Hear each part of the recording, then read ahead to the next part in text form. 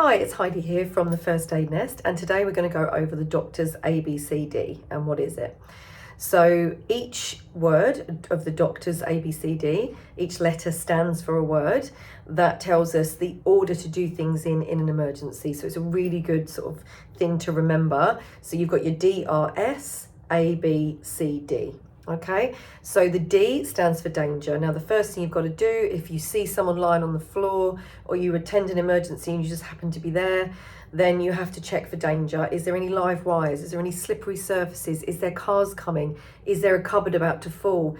You've got to check for danger because you could end up in the same situation as the casualty and then there's no one there to help. Okay, so you have to make sure that your safety is absolutely paramount.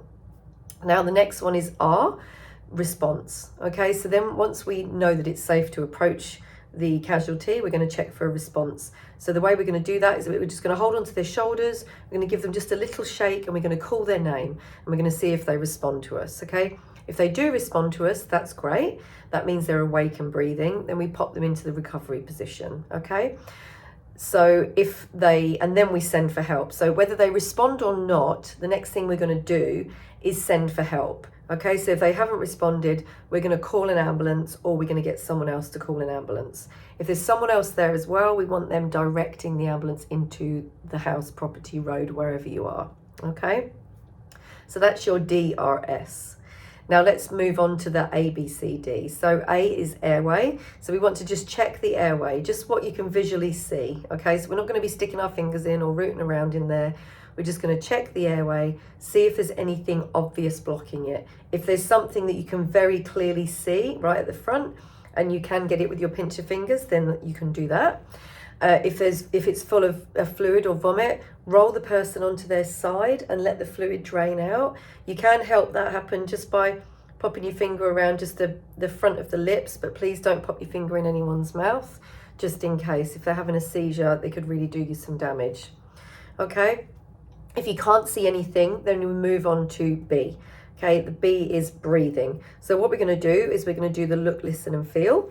That is where you pop your cheek down to the person's mouth, just hovering a little above the person's mouth, and you're going to be looking down towards their toes. Okay, so we're going to be looking for chest rise to see if they're breathing.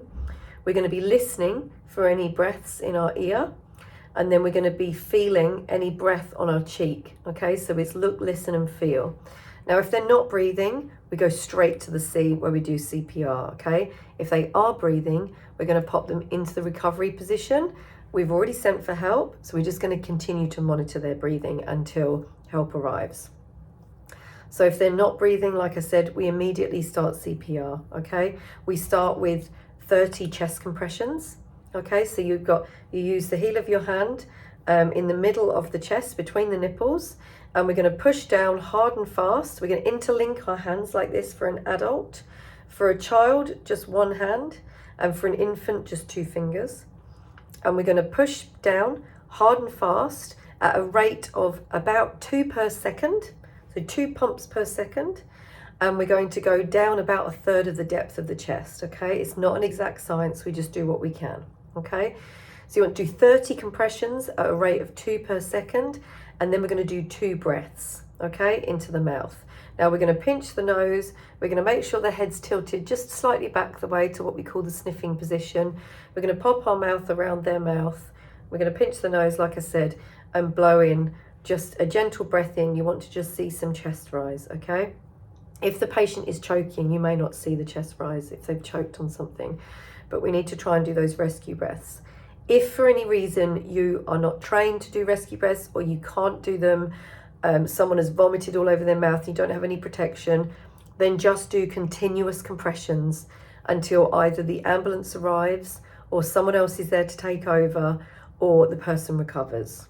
Okay, D is defibrillator.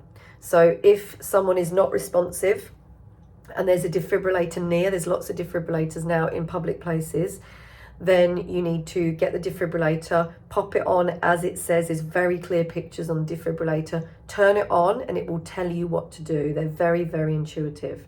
Okay, after that, you're just going to listen to what the defibrillator says. You're going to wait for help to arrive, and that's your doctor's ABCD.